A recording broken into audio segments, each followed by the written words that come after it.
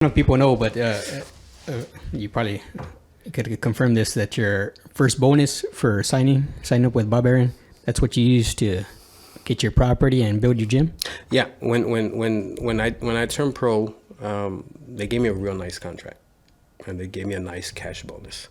And with that money, I did a few things. I bought my first car, which was a 1966 Mustang. I put a nice down payment on the home that I have now. I built the gym, and then I paid all of my parents' bills off. And so in 1995, 1996, their debt was zero. So those are the three things that I was able to do with my money. And like I said, it's still paying off now. Some of that stuff, like I said, I still have the house, I still have the gym, I still have the property. Well invested, man. Yeah, and my advice there would be listen to your parents. Listen to your parents. Yeah. That's what I did. Just listen to my dad. Cause you don't know when you're a kid, man. Listen to him, man. Yeah, I mean, I was 19, and with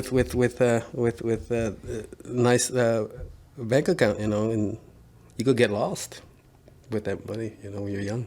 It kind of goes with our next question. It says, what is one of the best or most worthwhile investments you've ever made? The gym, for sure. The home, real estate, that I could have easily just kind of moved to the other side of town, bought me a brand new car, and then just, lived, got out of here. But, I stayed here on the south side. The thing about your gym, too, is that it's not only giving you, but it's giving other people opportunities, right? Because, I mean, you share it. You share it with the youth, with anybody who wants to go in there. Yeah, I mean, those doors are open to anybody, and it I've seen the benefits that it has, for somebody to have the courage to step into the ring. Some people go in there very timid, very, I can't do this, overweight, whatever. And they've always been told no, they've always said no, and they treat them different because they're this and they're that, But at my gym, whether you're 60 or 5, I have the same expectations. Yeah. And I treat you that way, whether you have, I get a lot of kids who have that attention deficit disorder and all that stuff. None of that stuff. Don't bring me that sob story, because you're not going to get treated differently. Here you get treated, like a boxer. You're going to work hard like a boxer. You're going to get pushed to your limits. You're going to get in the ring. You're going to challenge yourself. You're going to, we're going to give you goals that you're going to have to hit, So all those benefits, until you experience them, it's totally different, changes you. What is an unusual habit or an absurd thing that you love? An unusual habit or an absurd thing that, wow, that's a good one. It's a real good one. I know that one of the things that I think people find weird, I work from home, could be 12 o'clock, 1 o'clock, 2 o'clock, and sometimes I'll be on my computer working because I enjoy doing it, and creating things and stuff like that. But wow, that's a good question. I don't know if I have any crazy. You still got time to work out? You still work out? I don't. My workout consists of working mitts with the boxers, being active, moving. I get home from work and I don't sit and watch TV. I change into my jeans or my shorts and my tennies, and I'm outside by 5:30. The kids are running. I'm working mitts with them. I'm pushing them. I'm wearing the shield. I'm just active. I'm just kind of, so that's, and I also play basketball. I still play basketball with my son. We still go to the park and play a little basketball. So that's to the extent of my workout. Yeah, that's good, man. I'm not punching anything. I'm not on the bag much. But I still enjoy all that. But you used to get on the bag later. Yeah, of course. Yeah. That I still enjoy hitting stuff. It's fun. That's always. I've always enjoyed that. That's something. It's kind of like when you're young and you play a certain thing. You still get. Yeah. To take out some stuff, you still get to that bag around. Yeah, I mean, having a gym in your backyard and being able to put on gloves and take your frustrations out on the bag is beautiful therapy. What advice would you give to a young man or woman about to enter the real world? maybe to stay focused on the at the end, kind of like, I was talking to him earlier, and I said, not in a million years would I think that when I was 19 or 18 years old that I would end up here with what I'm doing today.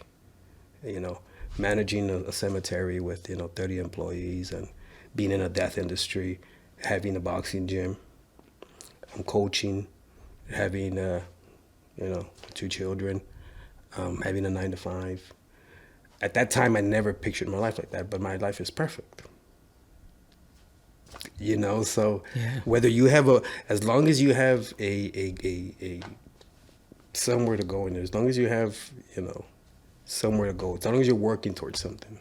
Well, that's one of the things I'm just noticing now is you said it's stay focused, but what you've been telling me is that you've been pretty much that's your philosophy, staying focused. Even when you said I was fighting, but I didn't go here or there, or I didn't talk to people because I was so focused on my fighting and my training. Being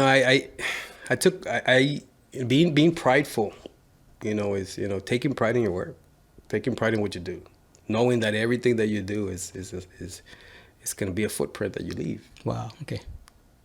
And taking pride in that. I have a hard time being around people who feel sorry for themselves, who don't work hard, who are lazy. Play the victim. Yeah, I have no empathy for those. I don't get anything out of that. There was a time when I would reach out every time, but nah. They pull you down. Yeah, no, it has to come from them. Yeah. You have to, you're in that hole, you got to dig yourself out of that hole. You could have everybody's hand trying to help you, but if you don't want to do it, you're not going to do it, so it's kind of, you have to have that, and, for these young, it's a lot different for the young kids now because of social media. Right. They have to be a lot stronger because nowadays, these kids are so mean sometimes, they could just post stuff and then the way things work now, you post something, you get likes, you get shares, you get all this stuff.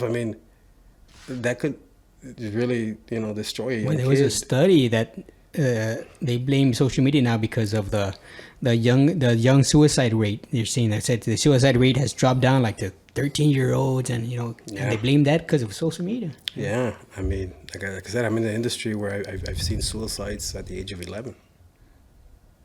You're barely living. You're barely coming out. You haven't even lived life yet. Yeah, you don't know yet. Yeah. But like I said, I've always said, look into the medical records.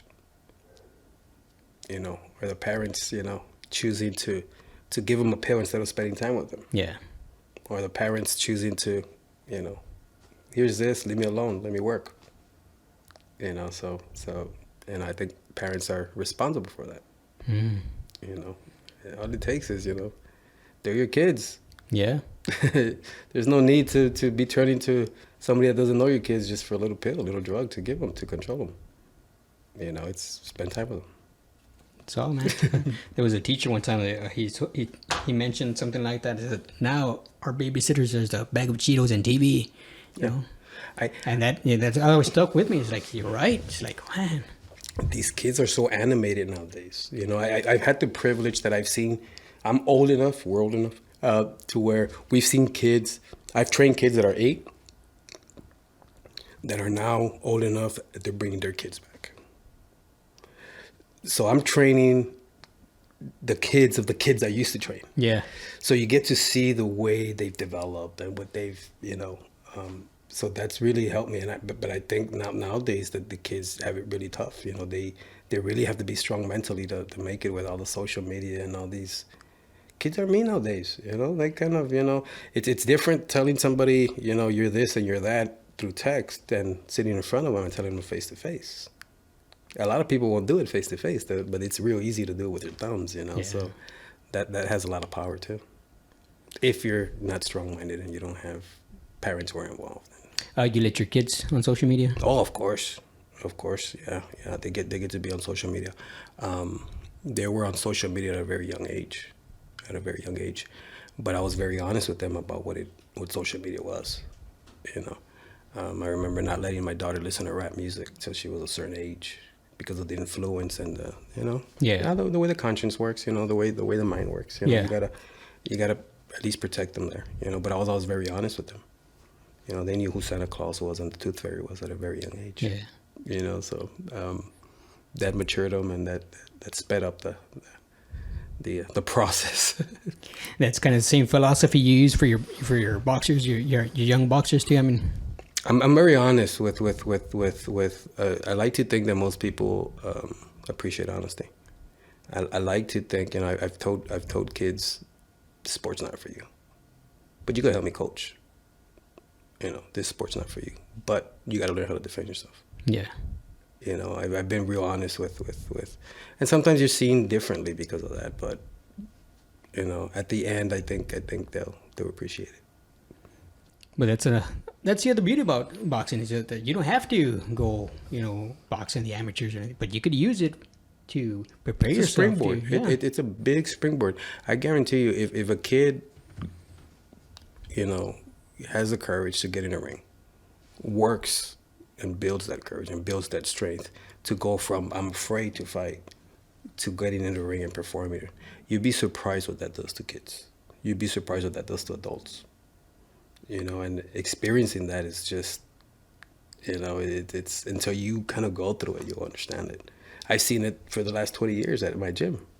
These kids come in a certain way, and once they start competing, it's totally different. They change, right? Yeah, it's totally different. You know, and unless you put time into the sport and you're there to experience all this stuff, it's hard to understand. You know, but I know what boxing does. From the outside, it is seen as violent, as a dangerous sport. You know, but you look at statistics. You know, there's more cheerleaders ending up in a hospital than boxers.